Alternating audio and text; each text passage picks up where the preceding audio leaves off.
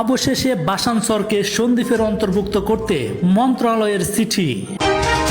সুপ্রিয় সন্দ্বীপবাসী, আসসালামু আলাইকুম। বঙ্গোপসাগরের বুকে জেগে ওঠা বিচ্ছিন্ন দ্বীপ বাসানচরকে নোয়াখালী হাতিয়ার থেকে চট্টগ্রামের সন্দ্বীপের যুক্ত করার সিদ্ধান্ত দিয়েছে ভূমি মন্ত্রণালয়। এই বিষয়ে প্রয়োজনীয় ব্যবস্থা নিতে চট্টগ্রাম বিভাগীয় কমিশনারের কাছে চিঠি দেওয়া হয়েছে।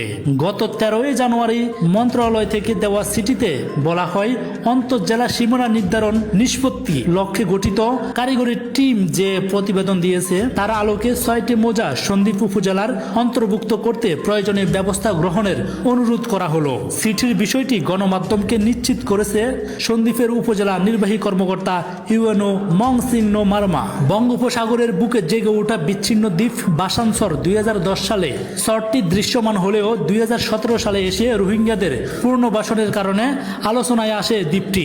এই বছরেই জরিপের মাধ্যমে দ্বীপটি নোয়াখালী হাতিয়ার উপজেলার সঙ্গে যুক্ত করা হয়। এর আগে চট্টগ্রাম জোনাল সেটেলমেন্ট অফিসার প্রতিবেদনে উল্লেখ করা হয়, বিরোধপূর্ণ চরের 6টি মৌজা বাসানচর, শালিকচর, চর বাতায়ন, চর মোহনা, চর কাজলা ও কাবচরের সিএস ও আরএস এর পেন্টাগ্রাফ এবং জিআইএস পদ্ধতি পর্যালোচনায় করা হয়েছে। এতে দেখা গেছে বাসানচরের 6টি মৌজা চট্টগ্রাম সন্দ্বীপ উপজেলার সীমানায় অন্তর্ভুক্ত মর্মে দৃশ্যমান হয়, কিন্তু দিয়ারা জরিপে এই 6টি মৌজাকে নোয়াখালী জেলার হাতিয়ার উপজেলার অন্তর্ভুক্ত করা হয়েছিল।